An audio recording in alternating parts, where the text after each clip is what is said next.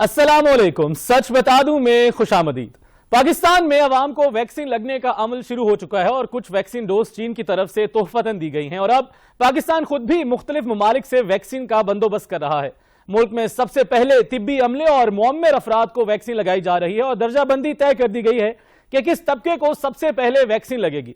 लेकिन यहां भी पाकिस्तान का एक ऐसा तबका वैक्सीन लगवाने में पेश है जो इससे कभी पीछे नहीं रहा।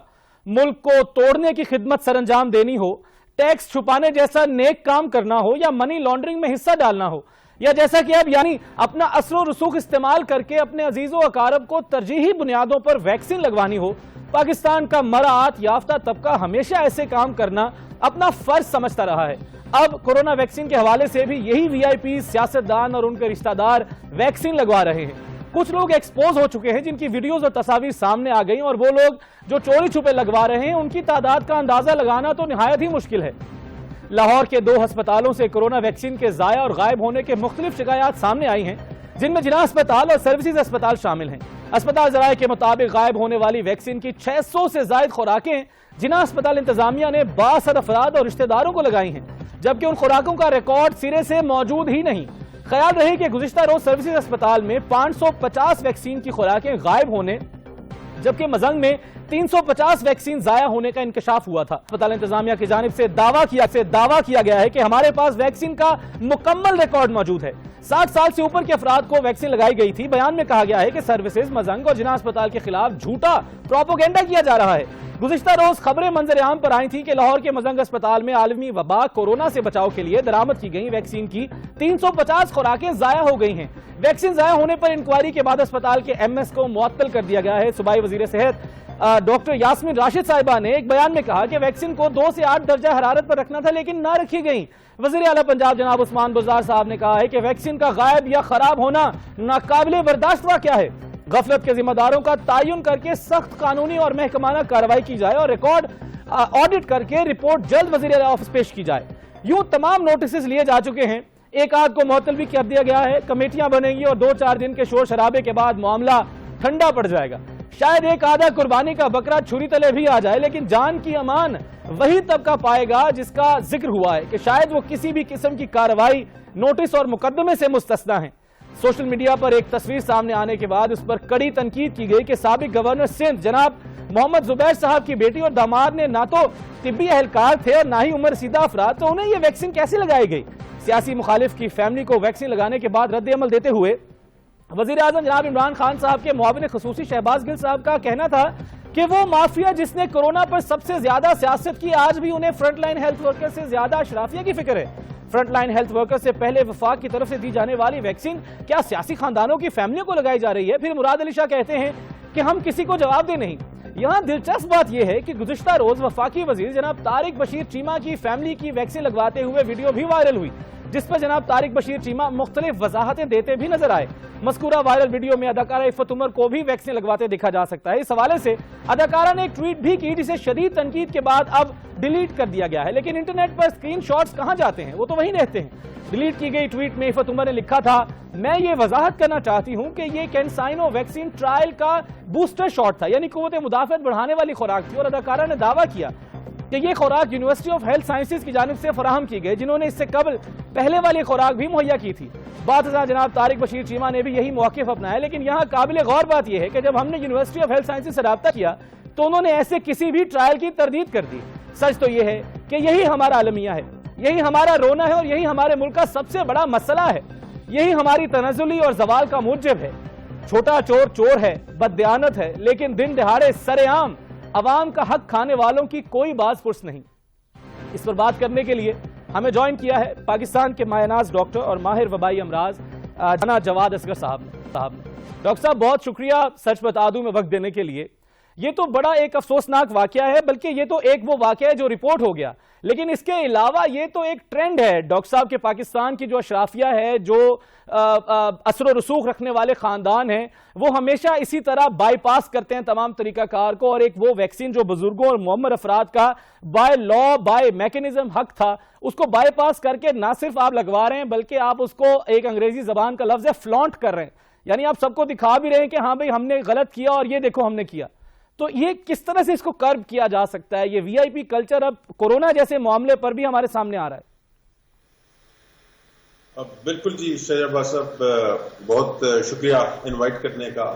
اور ایک افسوسناک واقعات ہیں، اور یہ انفارچونیٹلی آئسولیٹڈ انسیڈنٹس نہیں ہیں. بالکل ایسا، کیونکہ مجھے ایک مہینہ پہلے ہی لاہور سے ایک بڑے مشہور ڈاکٹر صاحب نے میرے سے رابطہ کیا، اور بڑے مشہور کنسلٹنٹ ہیں، ایک پرائیویٹ ہاسپٹل اور میڈیکل کالج میں ہوتے ہیں. تو انہوں نے کہا کہ میں 2-3 دفعہ گیا ہوں اپنی ویکسین لگوانے کے لیے، میرے پاس کوڈ بھی آ گیا ہوا ہے، لیکن مجھے ٹال دیا جاتا ہے. لیکن میری اپنی ایک 21 سالہ جو پیشنٹ ہے، اس نے مجھ سے یہ پوچھا ہے کہ اگر وہ یہ ویکسین لگوا لے تو کوئی حرج تو نہیں ہوگا. تو جب ڈاکٹر صاحب نے اس سے پوچھا کہ آپ کو کیسے ویکسین مل سکتی ہے، تو ان کی جو 21 سالہ مریضہ تھی، انہوں نے کہا ڈاکٹر صاحب یہ آپ فکر نہ کریں، ہم نے ویکسین سیکیور کی ہوئی ہے پورے گھر کے لیے.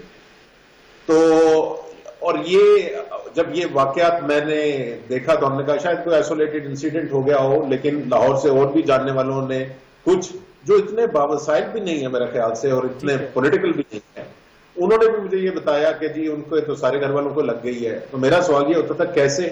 تو آگے سے جی کوئی آیا تھا، وہ گھر پہ آ کے لگا گئے ہیں. تو یہ کوئی ہوم سروس پنجاب گورنمنٹ نے شروع کی ہوئی تھی، جو انفارچونیٹلی ہے، اور اس سے نقصان یہ ہوتا ہے کہ جو حقدار ہے اس کو اس کا حصہ نہیں ملتا. لیکن جو دوسری بات ہے کہ وہ کوئی چوری چھپے یہ نہیں لگوائی گئی، بلکہ سوشل میڈیا پہ اپلوڈ کی گئی ہیں خود ویڈیوز. یہ شو کرتا ہے کہ ہمارا جو پریولیج طبقہ ہے وہ اس کے نزدیک یہ کوئی جرم نہیں ہے، یہ کوئی شرمناک بات نہیں ہے، یہ something which they are entitled to, یہ انٹائٹلڈ وہ اس کو سمجھتے ہیں. لیکن تھوڑا بہت تو ہوتا ہے، ہر دفعہ آپ کر سکتے ہیں، لیکن اس دفعہ اسپیشلی اس ویکسین میں جو لائف اینڈ ڈیتھ کا ایشو ہے بوڑھے لوگوں کے لیے اور ہیلتھ کیئر ورکرز کے لیے، ان کے حصے میں سے چوری کر کے ان لوگوں کو لگوانا جو ہائی رسک نہیں ہے. بالکل. ڈاکٹر دوسرا، ڈاکٹر قطع کلامی معاف، دوسرا یہ کہ من حیث القوم جب ہم یہ دیکھ رہے ہیں کہ یہ تو ایک ایسی چیز ہے کہ جب روزانہ ہزاروں پاکستانی اس وائرس سے انفیکٹ ہو رہے ہیں، سینکڑوں لوگ اپنی جان کی بازی ہار رہے ہیں، تو ایسی صورتحال میں تو یہ قوم کی حساسیت یہ چیز ظاہر کرتی ہے کہ ہمیں یہ من حیث القوم جو ہمارے اقدار ہیں، اسلامی معاشرتی جتنے بھی ہم لوگ، خواہ کوئی کسی بھی مذہب سے ہو، تب انسانیت تو کامن ہے ہر جگہ. تو یہ تو انسانیت کا تقاضا نہیں تھا کہ ہم اگر ہم نے لگا بھی لی ہے تو اگر آپ نے غلط کام کیا ہے تو آپ کو اس کی نمود و نمائش کی کیا ضرورت ہے؟ مطلب یہ تو ایک سسٹم کا مذاق اڑانے والی بات ہے نا. بالکل. اور ہمارے مذہب میں یہ بڑا اچھا اصول ہے کہ اگر تم کوئی جرم کرو یا گناہ کرو تو پھر اس کی اشتہار بازی نہ کرو، تاکہ تمہیں دیکھ کر باقی لوگ بھی انکریج نہ ہو وہی غلط کام کرنے کے لیے. تو پرابلم یہ ہے کہ جو ہمارا انٹائٹلڈ طبقہ ہے وہ اس کو جرم نہیں فیل کرتا، وہ یہ نہیں سمجھتا کہ اس نے کسی کا حق مارا ہے. وہ یہ سمجھتے ہیں جس طرح ہر قطار میں سب سے پہلے ان کو دیکھا جاتا ہے، وہ کہیں بھی جائے اور لوگ باہر کھڑے ہوں گے دفتروں میں، ان کو پہلے سنا جائے گا، کرسی دی جائے گی. تو اس طرح یہ ویکسین ڈسٹریبیوشن میں بھی ان کا حق سب سے پہلے تھا، اور ان کے نزدیک یہ کوئی بری بات نہیں ہے. یہ this is something like their birth right کہ وہ باقی سارے پاکستانی ایک طرف ہوں اور چند ایک محسوس طبقہ جو کسی اپنی قابلیت کی وجہ سے نہیں لیکن کسی بھی وجہ سے وہ اہمیت رکھتا ہے، وہ سب سے اپنے آپ کو علیحدہ تصور کرے. یہ لانگ ٹرم ایشو ہے اور انفارچونیٹلی بڑا پرابلم ہے. بالکل. یہ بدقسمتی سے ایسا پہلو ہے ہمارے معاشرے کا کہ جو میرا خیال ہے جس پہ بہت زیادہ توجہ دینے کی ضرورت ہے، اور جب تک ان ایلیمنٹس کو، ان عناصر کو منظر عام پر نہیں لایا جائے گا تب تک میرا نہیں خیال کہ یہ ناسور جو ہے معاشرے سے ختم ہوگا. ڈاکٹر صاحب یہاں پہ ایک اہم سوال، چونکہ آپ ماشاءاللہ کافی عرصے سے وبائی امراض کے اوپر آپ کی گرپ ہے، اور کورونا کے دوران بالخصوص آپ کی جو سروسز ہیں وہ سب کے سامنے ہیں، تو ہم جاننا یہ چاہ رہے ہیں آپ کے تجربے سے کہ آپ کو نہیں لگتا کہ کورونا ویکسین کی جو پر 1000% مانیٹرنگ کا ریٹ ہے وہ پاکستان میں بہت کم ہے؟ اس کی وجہ کہیں ہمارا ایک کمپلیکیٹڈ سسٹم تو نہیں ہے، کہ کہیں ایسا تو نہیں کہ 65 سال سے زائد عمر کے جو افراد ہیں وہ ایک میسج کرنا اور پھر اس کوڈ آنا اور پھر کوڈ کے بعد جا کر اس کو پریزنٹ کرنا، یہ ان کے لیے مشکل یا پیچیدہ تو نہیں ہے؟ کہ یہ وجہ تو نہیں کہ پاکستان میں ویکسین کم ریٹ لگوائی جا رہی ہے؟ نہیں، میرا اپنا خیال ہے، کیونکہ میں نے ذاتی ایکسپیرینس کیا ہے، خود بھی میں نے سسٹم کے اوپر رجسٹر ہوا ہوں، اپنے والد صاحب کو بھی رجسٹر کیا ہے. تو یہ اس بات میں حکومت کو داد دینی پڑے گی کہ انہوں نے ایک اچھا سسٹم لے کر آئے جس میں ہمیں کوئی تنگ نہیں ہونا پڑتا. اور ایکچولی ہم نے اپنے ویکسینیشن سینٹر بھی چینج کرنے تھے کیونکہ وہ لاہور میں ہم نے اسلام آباد میں کروانا تھا ویکسین.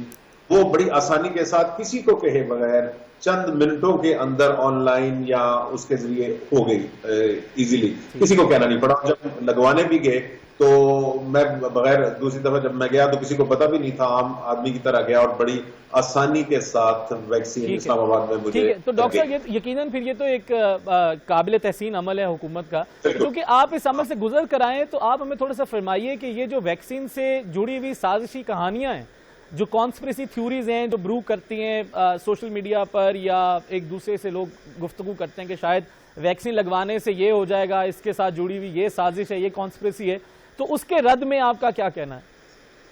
جی ہاں, یہ بڑا شور مچا, اسپیشلی آر این اے کی جو ویکسینز تھے, جو نئی ویکسینز ہیں, فائزر کی, وہاں پہ جو دوسری موڈرنا ہے, اس طرح کی جن کے نام آپ امریکہ یورپ میں سنتے تھے. ایسٹرازینیکا کے حوالے سے بہت زیادہ یورپ سے خبریں آتی رہیں کہ شاید وہ کلوٹنگ سے, اور یہ کہا جاتا تھا کہ جی یہ جو ہے, جو آر این اے والی ہیں وہ سیپریٹ ہیں, ایسٹرازینیکا والی دوسرے نمبر پہ آتی تھی.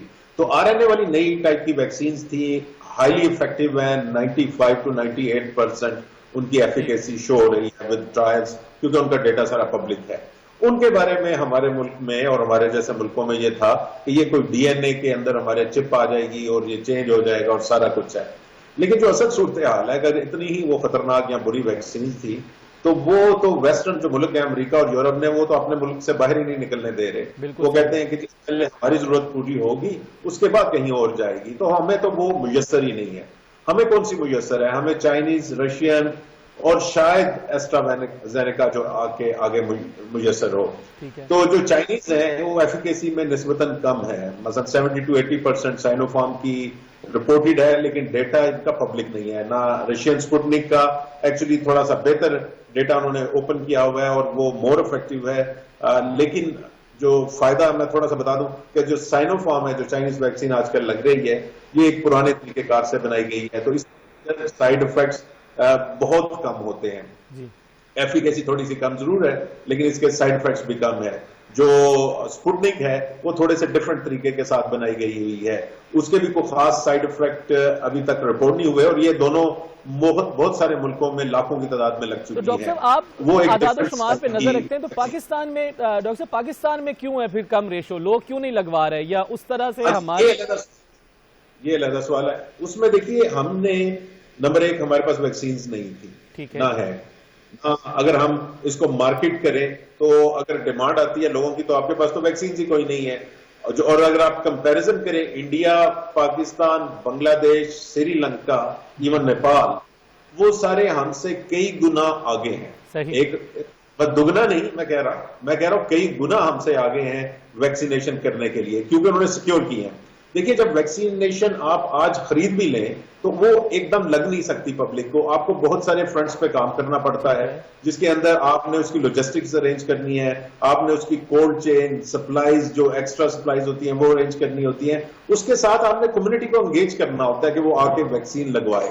یہ سارے کام آپ کو ہر ویکسین کے لیے کرنے پڑتے ہیں, صرف کورونا وائرس کے لیے نہیں. تو کیونکہ ہمارے پاس ویکسین ہی نہیں تھی تو, اور نہ کوئی آگے آنے کا نظر آ رہا ہے کوئی خاص تعداد میں, تو اس وجہ سے میں ایسے گورنمنٹ نے بھی کہا کہ لیٹس مارکیٹ نہ ہی کیا جائے, جتنی ہے اس کو آہستہ آہستہ لگا لیا جائے. لیکن اس کا نقصان یہ ہے کہ ہم تمام ممالک, ایون غریب ممالک میں بھی بہت پیچھے رہ گئے ہیں ویکسینیشن. تو ڈاکٹر صاحب اس کا مطلب ہے کہ پھر, ڈاکٹر صاحب اس کا مطلب ہے کہ پھر تو یہ جسٹیفائیڈ ہے کہ لوگوں کو ویکسین نہیں لگ رہی. جسٹیفائیڈ تو نہیں کہنا چاہیے. دیکھیے جسٹیفائیڈ تو نہیں ہے چیز, ساری دنیا ہم سے کہاں آگے بھاگ رہی ہے, اور ہم باقی اگر چیزوں پہ پیسے خرچ کر سکتے ہیں تو ہم ویکسین پہ خرچ کیوں نہیں کر سکتے. ہم نے کیوں نہیں سودا کیا اور کمرشل ایگریمنٹس کیے فار ویکسین کے, ہم نے کیوں رلائے کیا کہ ہم خیرات کے اوپر ہی یا امداد کے اوپر ہی جو ملے گا اس کے ذریعے اپنی پبلک کو ویکسینیٹ کریں گے. یہ ایک شو کرتا ہے کہ ہماری پرائرٹیز نہیں ہے, health is not our priority. ہم باقی بہت ساری اربوں روپیہ لگا دیتے ہیں, تو کیوں نہیں اس دفعہ ویکسین کے اوپر ہم نے یہ انویسٹ کیا. جی ڈاکٹر صاحب, آپ کی گفتگو میں ایک بڑی زبردست ڈیولپنگ انٹرنیشنل سٹوری ہے جس کا آپ نے ہنٹ دیا, اور وہ سٹوری ہمیں عالمی جو خبر رساں ادارے ہیں یا جو انٹرنیشنل رائٹرز ہیں ان کے تھرو بھی آرٹیکلز میں اور بلاگز میں دیکھنے کو ملی کہ یہ ایک سٹوری ڈیولپ کر رہی ہے پوری دنیا میں, اور وہ سٹوری یہ ہے ڈاکٹر صاحب کہ یہ ویکسین کو فرسٹ ورلڈ سے ایسوسیٹ کیا جا رہا ہے, یعنی مغربی ممالک جو ویکسین کو تیار کر رہے ہیں یا ویکسین کو سر دست وہ افورڈ کر سکتے ہیں یا اپنی عوام کے لیے اسے میسر کر سکتے ہیں, ان کا ویکسین کے اوپر ایک طرح سے کنٹرول ہے, اور اس کنٹرول کی وجہ سے جو تھرڈ ورلڈ کنٹری کے ممالک ہیں جیسے کہ پاکستان, وہاں پر ویکسین جو ہے وہ ڈیلیوری میں ٹائم لے رہی ہے. تو ایک یہ سٹوری اس میں واضح کی جا رہی ہے کہ شاید گلوبل لیول پر فرسٹ ورلڈ جو ہے جب تک ان کے تمام شہریوں کو ویکسین اویلیبل نہیں ہو جائے گی یا جب تک وہ لگا نہیں لیں گے تو تب تک تھرڈ ورلڈ میں نہیں آئے گا, اور جب تک اور تھرڈ ورلڈ میں ویکسین کے دیر سے آنے کے نقصانات تو ہمارے سامنے ہی ہیں کہ یہاں پہ جب ویکسین کسی ملک میں دیر سے آئے گی تو اس میں نہ صرف یہ کہ کورونا وائرس کے کیسز بڑھیں گے بلکہ ویکسین سے جڑی ہوئی سازشی کہانیاں جو ہیں وہ بھی پھر 1 سے 2 اور 2 سے 4 ہوتی جائیں گی. جی لیکن یاد رکھیے کہ تمام جو ترقی پذیر ممالک ہیں ان میں ایک جیسا حال نہیں ہے. ہم سے غریب ملکوں نے ہم سے اچھی ویکسینز انہوں نے پہلے سوچا, انویسٹ کیا اور انہوں نے ویکسین حاصل کی. سو یہ کہنا کہ تمام جو چھوٹے ملک ہیں ان کے اندر ویکسین اس طرح ایکسیسیبل نہیں ہے وہ میرا سے غلط ہوگا. لیکن جو دوسری بات آپ نے کی ہے وہ بڑی امپورٹنٹ ہے اور صحیح بھی ہے کچھ حد تک, اور وہ یہ ہے کہ جو جن ملکوں میں ویکسین بنائی جا رہی ہے, امریکہ ہو یا یورپین یونین کے ممالک ہو, انہوں نے یہ قوانین بنا لیے ہیں کہ جب تک ہم نہیں کہیں گے یہ ویکسین کسی اور ملک کو آپ ایکسپورٹ نہیں کر سکتے. اب اس کا نقصان صرف ہمیں نہیں ہے, یہ ان کی ناسمجھی ہے. اور یہ میں نے اس کے بارے میں ایک آرٹیکل لکھا تھا جو دسمبر 2019 میں, یعنی کہ جب پینڈیمک یہ شروع ہو چکی تھی اور ہم کسی کو پتا نہیں تھا, وہ پینڈیمک کے حوالے سے لکھا تھا کہ اگلی جو آ رہی ہے, اور اس میں نے یہ پوائنٹ بڑا کلیئرلی لکھا تھا کہ جو بڑے ممالک ہیں انہوں نے اگر یہ سمجھا کہ وہ صرف اپنے آپ کو بچائیں گے اور وہ پرواہ نہ کریں چھوٹے ملکوں کی, غریب ملکوں کی یا ڈیولپنگ ورلڈ کی, تو یہ ان کی خام خیالی ہوگی کہ وہ جتنی مرضی اونچی دیواریں بنا لیں, جو وائرس ہے وہ میوٹیٹ ہوتا رہے گا غریب ملکوں میں جہاں پہ ویکسین نہیں ہے, اور پھر نئے نئے ویریئنٹس آ کے انہی کے ملک پہ حملہ کریں گے, اور ایونچولی جو انہوں نے پروٹیکشن کسی بھی ویکسین کے تھرو لی ہے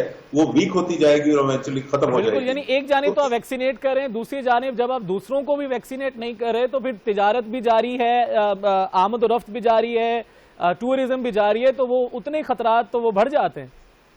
نہیں آپ دیکھیے وہ پابندیاں تو لگاتے ہیں بارڈر پہ, آج انگلینڈ نے پاکستان کے اوپر لگا دی ہے, کوارنٹین کی شرائط ہیں سخت ہیں, لیکن بات یہ ہے کہ آپ روک نہیں سکتے. آج کل کی جو جس طرح کنیکٹڈ دنیا ہے, جس طرح آپ نے بالکل صحیح کہا, اس کے اندر وائرس کا ٹریول آپ ایسولیٹ اپنے دیوار نہیں کوئی بنا سکتے, یہ کوارنٹین کر لوں, یہ لاک ڈاؤن کر لوں, نہیں پاسبل, آج کے دور میں نہیں پاسبل. تو پھر کیا اس کا حل یہ ہے؟ حل یہ ہے کہ اس معاملے میں, اس مصیبت میں ہم سب اکٹھے ہیں.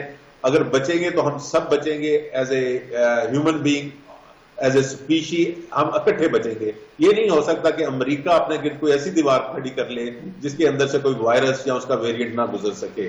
یہ بالکل پاسبل نہیں ہے. یہ ہمیں پہلا سبق پڑھایا جاتا ہے جب ہم انفیکشس ڈیزیزز میں, آج سے میں 20 سال 25 سال پہلے بھی جب پڑھنا شروع کیا تو انہوں نے پہلا یہ سمجھایا کہ infectious diseases don't respect international borders. تو یہ اگر کوئی ملک کی سیاسی قیادت یہ سمجھتی ہے کہ وہ روک لے گی تو وہ بڑی اس کی خام خیالی ہے. ڈاکٹر صاحب, ٹاکنگ آف انفیکشس ڈیزیزز, آپ کیا سمجھتے ہیں کہ پاکستان میں یہ جو تھرڈ ویو ہے اس کی پیک کب تک ایکسپیکٹ کی جا رہی ہے؟ دیکھیے جی, پہلے تو سوال ہے کہ یہ چلی سٹارٹ کب ہوئی. ٹھیک ہے, اور میں نے اس کے اوپر میں بہت لکھ بھی چکا ہوں, آرٹیکلز بھی ہیں, میرے ٹویٹس بھی ہیں, اور فیبری ارلی سے میں یہ کہہ رہا ہوں کہ ہمارے تھرڈ ویو آ چکی ہے. اور وہ ڈیٹا کلیئر تھا, وہ اس کے اندر جو آپ کو وہ نظر آ رہا تھا کہ جو آپ کا کیس پازیٹیوٹی ہے, آپ کے کیس نمبر ہے, سلولی ہر بڑے شہر کے اندر بڑھ رہے تھے, اسپیشلی پنجاب کے شہروں میں. لیکن انفارچونیٹلی ہم نے اس وقت جب فیبری کے شروع کے بعد ہم نے اپنے ایس او پیز ڈھیلے کرنے شروع کر دیے, اور میں نے تو اس کے بارے میں بہت لکھا, اور لیکن یہ تھا کہ حکومت کی اداروں نے یہ فیصلہ کیا کہ شاید یہ کم ریٹ چل رہا ہے تو شاید ایسا ہی رہے. اور میں نے یہ لکھا تھا یہ پاسبل نہیں ہوتا کہ آپ 1000-1500 کی بیس لائن پہ رہیں. اور اگر آپ یاد کریں جنوری فروری میں ہماری بیس لائن ڈیلی کیسز کی پر مینی ویکس 1000 to 1500 کیسز, بالکل آپ نے بڑی خطرناک. تو تھرڈ ویو ہماری فروری سے شروع ہوئی ہے, اور ابھی تک جو انکلائن ہے وہ بڑا, جسے ہم کہتے ہیں اسٹیپ ہے. So it's difficult to make a prediction. لیکن میرے خیال سے ابھی یہ اوپر کی طرف جا رہی ہے. ہفتہ 2 ہفتے 4 ہفتے بڑا مشکل ہے اس وقت کہنا. اچھا ٹھیک ہے ڈاکٹر صاحب، یہاں پہ آپ کی موجودگی کا فائدہ اٹھاتے ہوئے میں بھی اپنے ویورز کے ساتھ ایک ایکسپیرینس اپنا شیئر کرنا چاہتا ہوں، پھر اس پہ میں آپ کا کامنٹ لیتا ہوں. ایکسپیرینس یہ ہے کہ آج سے 4 ہفتہ پہلے مجھے خود ڈاکٹر صاحب کورونا جو تھا وہ میرا ڈیٹیکٹڈ آیا، میں نے اپنے آپ کو قرنطینہ کر لیا، لیکن اس کی علامات بہت مختلف تھیں. مجھے کلیئر کٹ تو کسی نے نہیں کہا کہ یہ یو کے کا ویریئنٹ ہے، لیکن اس دفعہ کا جو وائرس ہے ایک تو یہ کہ اتنا شدید کنٹیجیس ہے کہ یہ ضروری نہیں ہے کہ آپ اس بندے کے بہت قریب جائیں تو یہ آپ کو وائرس ہو. میرا تو یہ تجربہ ہے کہ even if you pass by that site you have a bright chance کہ آپ وہ وائرس کیچ کر سکتے ہیں. لیکن الحمدللہ 4 ہفتے طبیعت کچھ خراب رہی، کچھ ٹھیک رہی، تو I came out clear. Test تو نیگیٹو آ گیا، لیکن ابھی بھی اس کے کچھ آفٹر شاکس جو ہے نا وہ اپنی جگہ پر رہتے ہیں. آپ ویک فیل کرتے ہیں، آپ کو سانس اسی طرح سے چڑھتا ہے. میرا بات کرنے کا مقصد یہ ہے کہ ہمیں ہماری قوم کو اور بالخصوص جو عام شہری ہیں ان کو ان کی رہنمائی کرنا بہت ضروری ہے کہ یہ جو 3rd ویو ہے یہ باقی تمام جو کورونا کی گزشتہ لہریں آئی ہیں ان سب سے زیادہ خطرناک ہے. وجہ یہ ہے کہ یہ وائرس وائلڈ فائر کی طرح پھیل رہا ہے، نمبر 1. اور نمبر 2، اس کے سمٹمز پہلے سے بہت زیادہ گہرے ہیں. آپ کے سامنے آپ حالات حاضرہ پر نظر رکھتے ہیں یقیناً، تو پاکستان میں بچوں کی ایک خاطر خواہ تعداد ہے کہ جن میں 0 to 10 years of age کے بچوں میں بھی یہ وائرس بڑی شدت سے حملہ آور ہو رہا ہے. تو ڈاکٹر صاحب اس حوالے سے ہم ایسا کیا کر سکتے ہیں کہ لوگوں کو پراپرلی گائیڈ کریں کہ یہ جو 3rd ویو ہے اور اس کے بعد خدا نہ خواستہ ایک 4th ویو بھی آ سکتی ہے؟ بالکل. دیکھیے پہلے تو آپ کو صحت یابی کی مبارکباد، اور اللہ نے آپ کو زبان میں آپ کو صحت دی، اور بڑی یہ بات ہے، اللہ کا شکر ہے اس بات پہ. دوسری جو آپ نے بات کی وہ بالکل صحیح ہے. جو یو کے ویریئنٹ ہے، ہمارے پاس تو ڈیٹا نہیں ہے پاکستان میں، لیکن میں ایزیوم کرتا ہوں ایز اے ایپیڈیمیولوجسٹ کہ ہمارے بھی اسی طرح یو کے ویریئنٹ اب پھیل چکا ہے. اب یو کے ویریئنٹ کے بارے میں کچھ چیزیں کنفرمڈ ہیں. ان کے اندر ایک تو یہ ہے تقریباً 60% یہ زیادہ انفیکشس ہے. اس کا مطلب ہے کہ اگر پہلے کوئی ایک آدمی 60%، اس کا مطلب ہے کہ پہلے 100 آدمی انفیکٹ ہو سکتے تھے اگر کسی ایکسپوجر سے، اب 160 ہوتا ہے، تقریباً آپ سمجھے 1.5 گنا سے بھی زیادہ ہو گیا.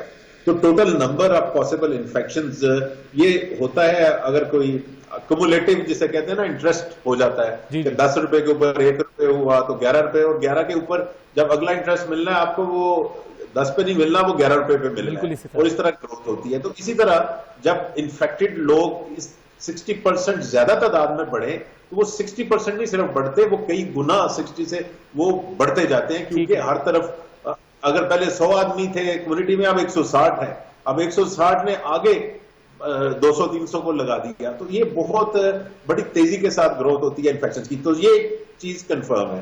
دوسری چیز جو کنفرم ہے اس کی یو کے ویریئنٹ کی کہ یہ تھوڑا بہت زیادہ لیتھل ہے. کتنا زیادہ لیتھل ہے وہ ہم نہیں کہہ سکتے، لیکن اس کی لیتھیلٹی جو لیبارٹری سٹڈیز کے اندر پاسبلٹی یا پوٹینشیل ہے، فیلڈ سٹڈی کا ابھی ڈیٹا نہیں آیا.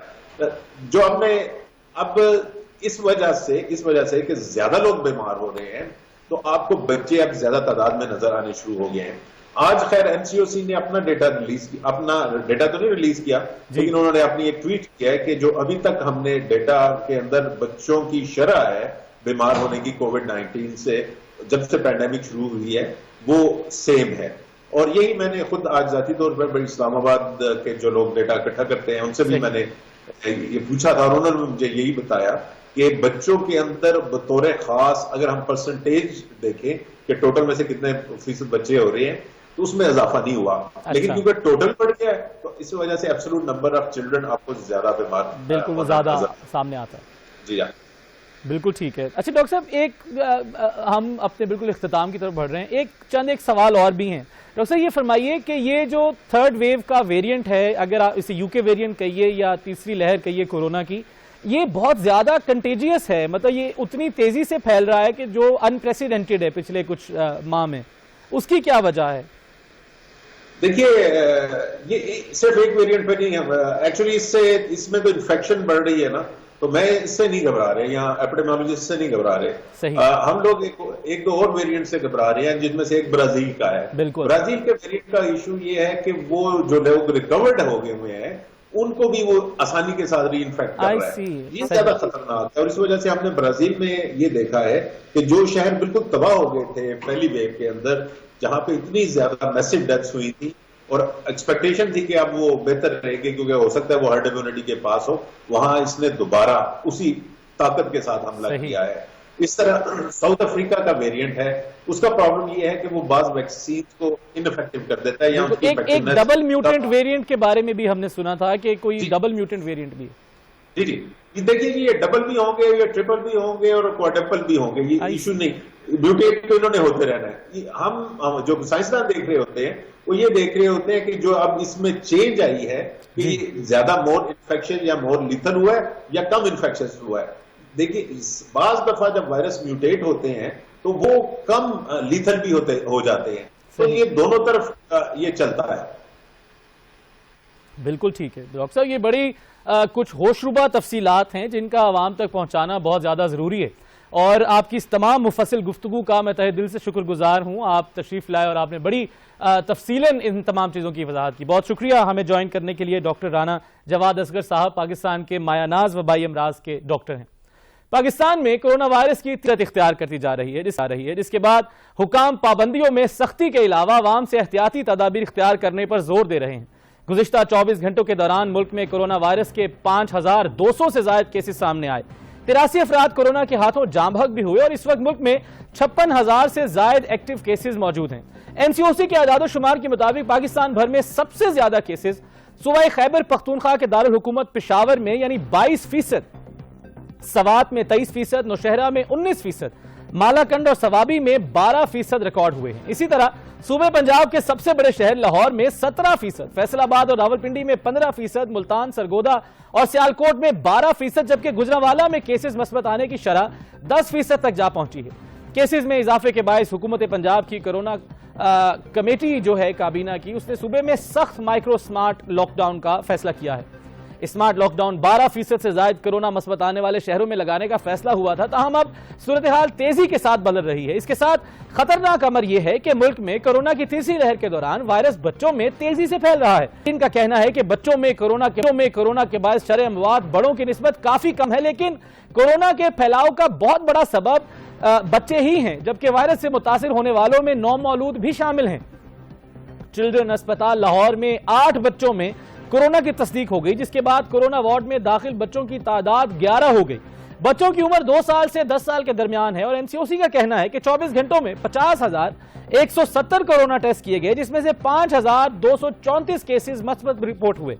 NCOC یعنی national command and operation centre کا یہ بھی کہنا ہے کہ ملک میں 24 گھنٹے کے دوران کرونا کے ٹیسٹ مثبت آنے کی شرح 10.43% ہے, جبکہ ملک میں کرونا کے فعال کیسز کی تعداد 56,347 ہو گئی ہے. خیال رہے کہ کرونا وائرس کے پیش نظر ملک بھر میں بھی سخت پابندیاں نافذ کرنے کی تیاریاں کر لی گئی ہیں, جس کے تحت کرونا کیسز 8% مثبت شرح والے علاقوں میں لاک ڈاؤن ہوگا. لیکن یہاں حیران کن بات یہ ہے کہ خود حکومتی نمائندوں کی جانب سے احتیاط کا عالم یہ ہے کہ پارلیمنٹ ہاؤس میں کرونا کیسز کی صورتحال تشویشناک ہو گئی ہے اور عمارت کو ایک بار پھر بند کرنے پر غور کیا جا رہا ہے. دونوں سیکریٹریٹ کے اعلیٰ افسران بھی کورونا کی زد میں آ گئے ہیں. سینٹ اور قومی اسمبلی کے متعدد شعبہ جات بھی کورونا سے متاثر ہوئے ہیں. ذرائع کا یہ بھی کہنا ہے کہ کئی افسران اور ملازمین بھی کورونا کیسز کی تعداد جو ہے ان میں سامنے آئی ہے, اس کی تصدیق ہو گئی ہے اور انہیں قرنطینہ کر دیا گیا ہے. پارلیمنٹ ہاؤس میں کورونا کیسز کی شرح 30% سے بھی بڑھ چکی ہے. دونوں ایوانوں کے سیکریٹریوں نے بھی اسپیکر اور چیئرمین سینٹ کو 2 ہفتوں کے لیے عمارت بند کرنے کی تجویز دے دی ہے اور قائمہ کمیٹیوں کے اجلاس میں بھی وزارتوں کے 50 سے 70 افسران کی شرکت پر تشویش کا اظہار کیا گیا ہے. کمیٹیوں کے اجلاس کے دوران SOPs کی خلاف ورزی بھی ہو رہی ہے اور کئی اراکین چیئرمین کمیٹی اور وزراء ماسک تک استعمال نہیں کر رہے. اب تک پاکستان میں 8 لاکھ ویکسین دی جا چکی ہیں. روزانہ کی بنیاد پر اوسطاً 26,000 سے زائد ویکسین لگائی جا رہی ہیں, جبکہ مکمل آبادی کو ویکسین نہیں لگ سکتی. تب تک حل یہ ہے کہ احتیاط کیجئے اور احتیاط کیجئے. اس وقت دنیا بھر میں سب سے زیادہ ویکسین باللحاظ آبادی اسرائیل اور متحدہ عرب امارات میں لگائی جا چکی ہیں. برطانیہ میں 53% آبادی کو 35 ملین سے زائد ڈوز دی جا چکی ہے. ترکی میں 15% آبادی کو 15 ملین ڈوز دی جا چکی ہے. بنگلہ دیش میں 54 لاکھ ڈوز لگائی جا چکی ہیں اور ہمسائے ملک بھارت میں 65 ملین ڈوزز دی جا چکی ہیں. عالمی منظرنامے کو دیکھا جائے تو صورتحال مزید بگڑتی ہی دکھائی دے رہی ہے, لیکن یہاں سوال یہ ہے کہ پاکستان میں ویکسین لگوانے والے افراد کی تعداد ہوشربا طور پر کم کیوں ہے؟ کیا حکومت کا ویکسین لگوانے اور مانیٹر کرنے کا طریقہ کار پیچیدہ ہے یا ویکسین سے جڑی سازشی کہانیاں؟ یہاں ایک بریک لیتے ہیں اور بریک کے بعد ذکر کریں گے پاک بھارت تعلقات میں آئی ایک نئی لہر۔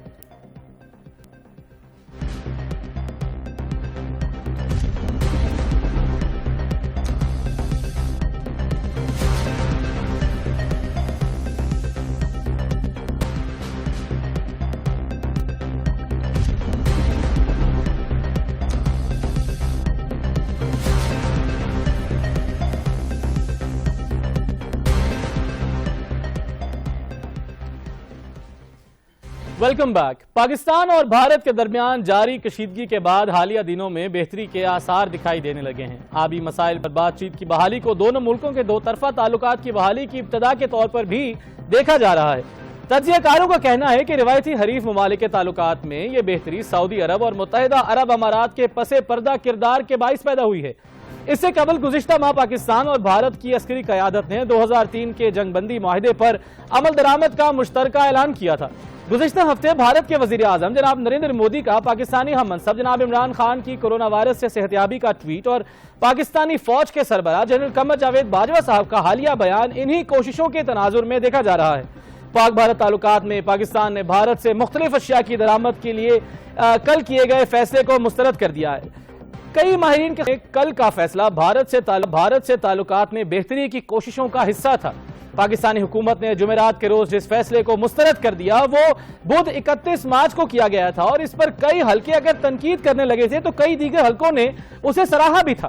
پاکستان اور بھارت کے درمیان گزشتہ 10 دنوں سے دو طرفہ تعلقات بہترین اور بتدریج بہتر ہونے کا تاثر پایا جا رہا تھا اور کئی پاکستانی حلقوں میں تو یہ خبریں بھی گردش کر رہی تھی کہ ان تعلقات کو بہتر بنانے میں سعودی عرب اور امریکہ پس پردہ اپنا کردار ادا کر رہے ہیں۔ بدھ 31 مارچ کو وفاقی وزیر خزانہ جناب حماد اظہر صاحب نے یہ عندیہ دیا تھا کہ پاکستان بھارت سے دھاگا، چینی اور کپاس درآمد کر سکتا ہے، لیکن ایسا لگتا ہے کہ کئی حلقوں کی طرف سے تنقید کی وجہ سے حکومت دباؤ میں آ گئی ہے اور آج کابینہ نے کل کے فیصلے کو مسترد کر دیا ہے۔ یوں اسلام آباد حکومت نے محض 24 گھنٹوں میں ہی اپنا ایک اہم فیصلہ بدل دیا۔ یہاں قابل غور بات یہ ہے کہ معاشی ماہرین کے مطابق یہ فیصلہ اقتصادی لحاظ سے بہت منفی ہے۔ کچھ معاشی تجزیہ کاروں کے مطابق پوری دنیا میں اس وقت اشیاء کی مال برداری بہت مہنگی ہے، بھارت سے یہ اشیاء ہمیں سستی پڑتی۔ چینی کے ملک میں قلت ہے، کپاس کی فصل اچھی نہیں ہوئی، اب بھارت سے درآمدات کے فیصلے کی منسوخی کی وجہ سے ہمیں یہ اشیاء مہنگی پڑ سکتی ہیں، جس سے ٹیکسٹائل سیکٹر میں آنے والے حالیہ تیزی بھی متاثر ہو سکتی ہے اور رمضان کے مہینے میں عید کے موقع پر چینی کا بحران بھی پیدا ہو سکتا ہے۔ لیکن اس بات کا دوسرا پہلو یہ ہے کہ اگر بھارت سے چینی اور کپاس منگوائی جاتی ہے تو ہمارا زرعی شعبہ اور لوکل انڈسٹری دونوں تباہ ہو جائیں گے، جس سے لاکھوں لوگ بے روزگار بھی ہوں گے۔ بھارت سے تعلقات میں بہتری اور باہمی تجارت کی کوششوں پر اس لیے بھی تنقید ہو رہی ہے کہ پاکستانی وزیر اعظم جناب عمران خان صاحب نے گزشتہ برس بھارتی ہم منصب نریندر مودی کو ہٹلر قرار دیا تھا۔ دلچسپ بات یہ ہے کہ پاکستان اور بھارت کے درمیان ایک سے زائد مسئلے ہیں جو حل طلب ہیں۔ بھارتی حکومت نے کشمیر کا خصوصی سٹیٹس ختم کیا تو پاک بھارت تعلقات میں دراڑ مزید گہری ہو گئی۔ اگلا مسئلہ ہے آبی وسائل کی تقسیم کا۔ دونوں ممالک کے درمیان نہری پانی کی تقسیم 1960 کے سندھ طاس معاہدے کے تحت ہوتی ہے۔ اس معاہدے کے تحت بھارت کو 3 مشرقی دریاؤں جبکہ پاکستان کو 3 مغربی دریاؤں کے پانی کے استعمال کا حق حاصل تھا۔ پاکستان کا بھارت پر الزام ہے کہ وہ ڈیموں کی تعمیر سے اس کے حصے کا پانی روک رہا ہے۔ پاکستان کا انحصار اپنے لیے خوراک پیدا کرنے کے لیے دریاؤں کے پانی پر ہی ہے۔ دونوں ممالک کے درمیان بحیرہ عرب میں 100 کلومیٹر طویل سرحد سر کریک کے علاقے میں ہے۔ اس تنازع کی وجہ سے اس خطے میں تیل اور گیس کی تلاش کا کام رکا ہوا ہے، جبکہ دونوں ممالک کے ماہی گیر بھی اکثر پکڑے جاتے ہیں۔ اس خطے کا سروے ہو چکا ہے اور فریقین کے نقشوں کا بھی تبادلہ کیا گیا ہے۔ یہ بھی بعض سرکاری بیانات کے مطابق قریب الحل مسئلہ ہے، لیکن بات یہیں رکی ہوئی ہے۔ ادھر 3 دہائیوں کی جنگ سے تباہ حال افغانستان میں اثر و رسوخ پر دونوں ممالک کے درمیان کافی تناؤ پایا جاتا ہے۔ طالبان حکومت کے 2001 میں خاتمے کے بعد سے پاکستان بھارت کے افغانستان میں بڑھتے اثر پر شاکی ہے۔ پاکستان کا کہنا ہے کہ بھارت وہاں سے دہشت گردوں کی مدد کرتا ہے اور پاکستان کو عدم استحکام کا شکار کرنے کی کوشش کر رہا ہے۔ سچ تو یہ ہے کہ ان مسائل کا حل صرف اور صرف مذاکرات سے ممکن ہے، کیونکہ 2 ایٹمی قوتیں کبھی بھی جنگ کی متحمل نہیں ہو سکتی۔ ان دونوں کے مابین کھلی جنگ کا مطلب مکمل تباہی ہوگا۔ صورتحال کچھ بھی ہو، خطے میں امن نہ صرف پاکستان بلکہ تمام ممالک کے لیے تجارتی، معاشی، سیاسی اور معاشرتی طور پر بہترین آپشن ہے، اور یہ آپشن صرف اور صرف مذاکرات سے ممکن ہے۔ آج کا پروگرام آپ نے ملاحظہ کیا، آپ سے ملاقات ہوگی نئے حقائق، نئے انکشافات اور انشاءاللہ کل۔ چودھری شجر عباس کو اجازت دیجیے اور دیکھتے رہیے 7 نیوز۔ اللہ نگہبان۔